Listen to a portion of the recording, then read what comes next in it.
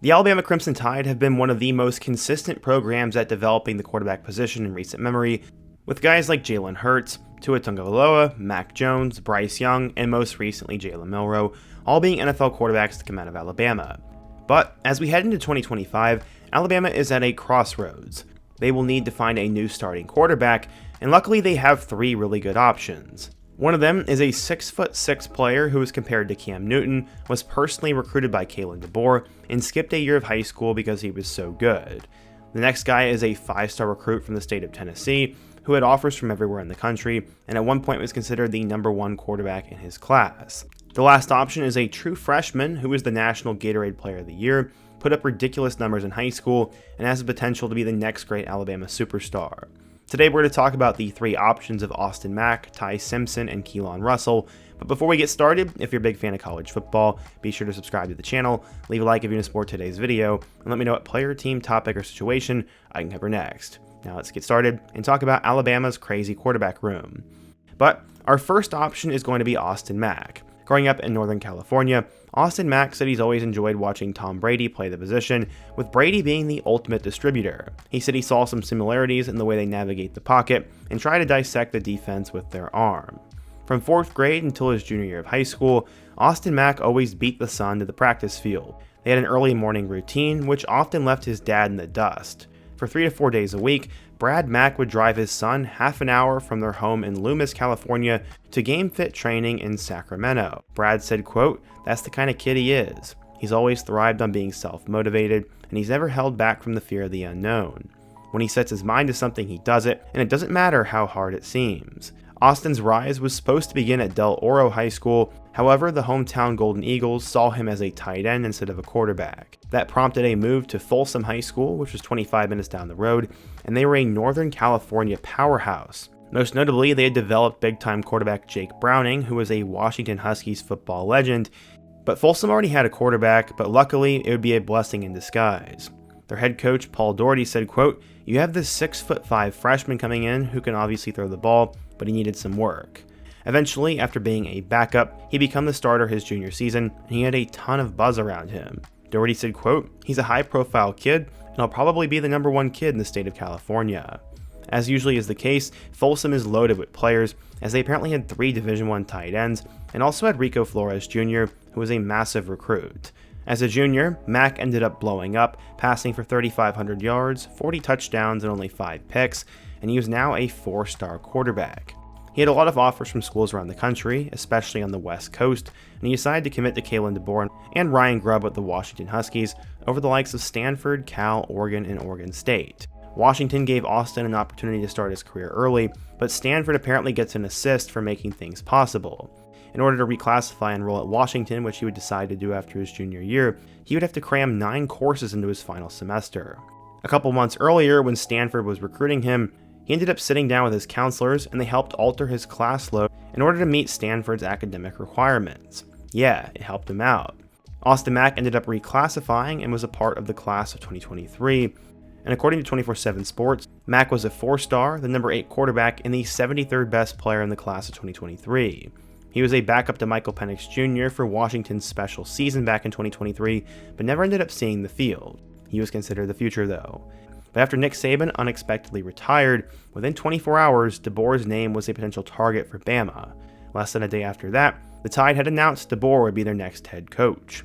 But what would he do? Well, the Macks really liked Ryan Grubb, and if he decided to stay as the offensive coordinator or get promoted to head coach, they would keep him. Instead, they got Jedd Fisch. Grubb would not end up getting the job at all, so now he had to examine his options. According to his dad, Georgia was the first program to reach out, then Utah, and then Sacramento State. However, when Alabama came calling because of DeBoer, the choice was clear. Brad said, quote, "Once we spoke with them, they soared to the top of our list, and it's the same offense, same staff, and same plan. It was just a different location." Austin committed to Bama just 4 days after entering the portal, and he would be competing with Tai Simpson, Jalen Milroe, and true freshman Dylan Lonergan. He'd have his work cut out for him, and in his first year at Alabama, he barely played. But behind the scenes, he was doing a great job. As DeBoer said, quote, "He's got a great head on his shoulders, and he's young, and for him to do what he did with us last year and reclassify and learn the offense, I've never seen this at that age." So yeah, Austin Mack is second in Bama's quarterback race, as he's tall, he's lanky, he has tons of potential, and now has spent 2 years in Kalen DeBoer's system. He's probably ready to take over, but he doesn't have that many reps, and it's just going to take some time. But he'll also have to hold off an extremely talented freshman. Our second guy is true freshman quarterback Keon Russell. Growing up in Texas, Brad Stanfield has been training/coaching quarterbacks in the Lone Star State for nearly 15 years, as he worked with guys like Clayton Tune, Cade Klubnik, Shane Buechele, and Jalen Milroe, amongst many more. He thought Keon Russell was special from a young age, and he was always going to be a blue-chip quarterback. Known as a recruiting powerhouse, Duncanville High School produces big-time players, but not typically at the quarterback spot. In recent memory, they did have Jaquindon Jackson in the 2020 class as a 4-star, and they also had 4-star quarterback Chris Parson for his freshman year, but other than that, Duncanville has been good, they just don't ever have a super elite quarterback. But Keelon would change that, as he'd arrive at Duncanville High School alongside future 5-star recruit DeCorian Moore, and they became a 1-2 punch, but he would have to wait. Even though Russell started the season on the bench, he would eventually get to play at the end of the year. Jameer Willis, their quarterback at the time, would tear his ACL, and he led his team to its first state title since 1998 as a sophomore, and he put up insane numbers. He had 2,377 yards, 22 touchdowns, and 9 picks. The following year, against that same exact team, he would end up throwing for 366 yards and 4 touchdowns, and it looked like a different quarterback that took the field. DeCorian Moore said, quote, "That's really when I knew he was going to go crazy, because he was just looking at me and throwing the ball whether I was open or not. It started our season off right, and it set the tone." After leading his team to state, he turned from an unknown sophomore to one of the most highly decorated quarterbacks in Duncanville history. Duncanville head coach Reginald Samples said, quote, "Keelon has been developed. It's not been surprising because he works very hard as an athlete and as a student, and I felt all along that Keelon had the potential to be a star."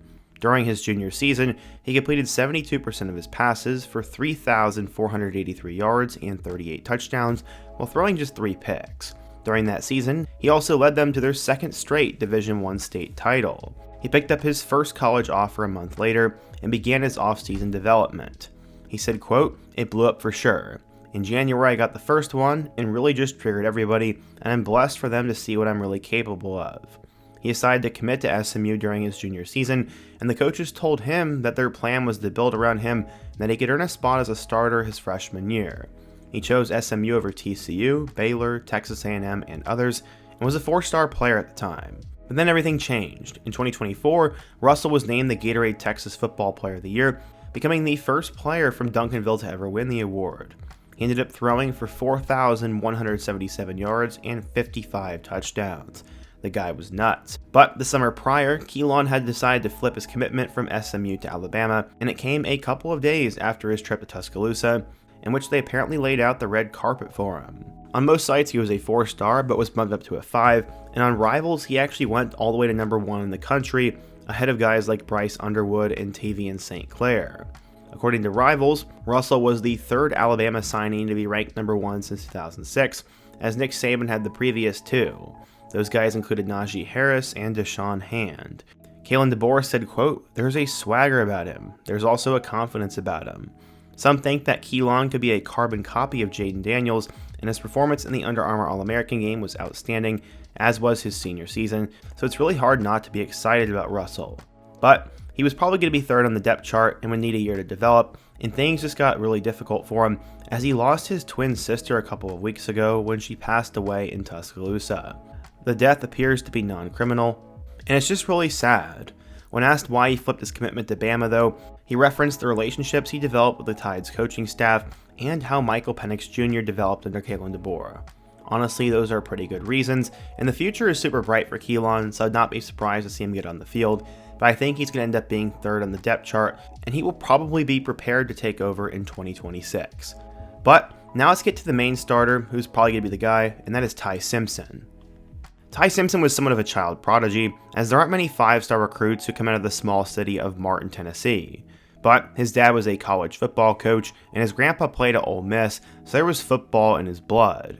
He was a big fan of the University of Tennessee when he was growing up, and Tai Simpson was next up. When he was only in 8th grade, Michigan head coach Jim Harbaugh actually called him and decided to give him an offer, and Tai said, quote, "I didn't really believe it at first, I was like, he's just being nice because he knows my dad, and I was like they weren't going to offer me, but I went on a visit and they did happen to offer me.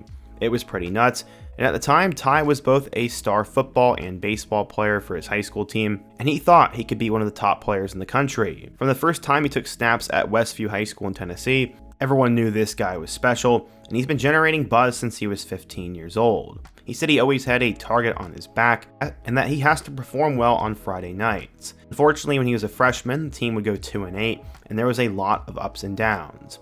During his junior year, he ended up blowing up, as he had nearly 2,000 yards and 20 touchdowns, and he had offers pretty much everywhere, but with everything going on in the world, it was very difficult to figure out recruiting. Luckily, in his final year, he continued to blossom, as he then threw for 3,000 yards and 44 touchdowns, while also rushing for 1,200 yards and 15 touchdowns. On top of that, he won a state championship and was seen as the top quarterback in his class, and every school wanted him. Westview had produced exactly 4 Power 5 football players in its history, and all of them had gone to Tennessee, but the Vols would end up missing out on him because Jeremy Pruitt was fired.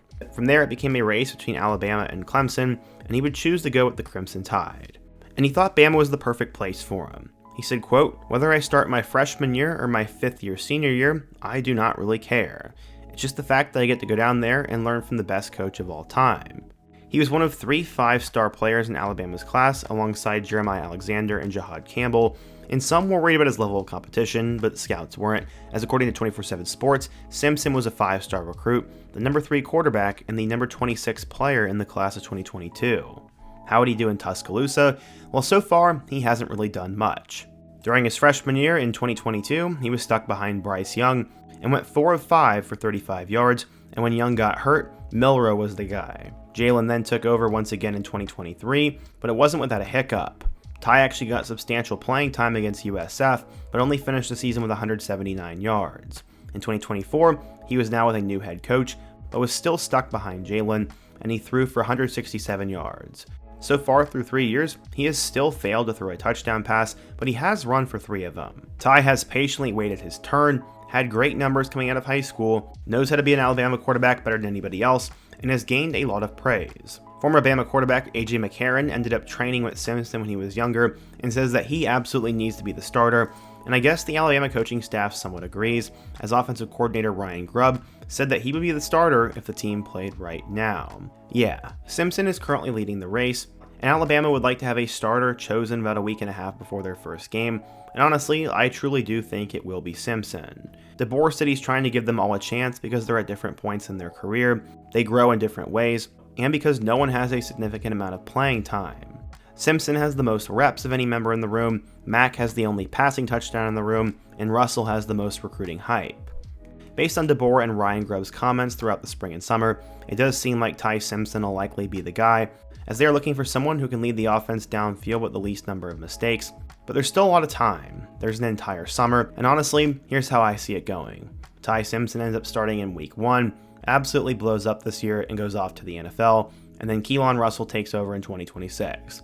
Honestly, I've been saying for a while on the channel and in some of my videos that Austin Mack probably needs to transfer, so I just don't really see a spot for him there. I think he's really good and would be really exciting to watch, but it would be very unfortunate if his talent is completely wasted there. Honestly, at this point, I don't know why Austin Mack is there, but maybe he comes through this summer and wins the job, or Tai is absolutely terrible this season and he gets to take over. That's not typical of Alabama though, but we'll have to wait and see. If you're a Bama fan, who do you think will be the starter? What do you think of each option? And what school should I cover next? Be sure to let me know down below. Leave a like if you want to support today's video, subscribe if you're new, and check out some of the videos on the end screen. Hope to see you guys again soon, but until next time, peace.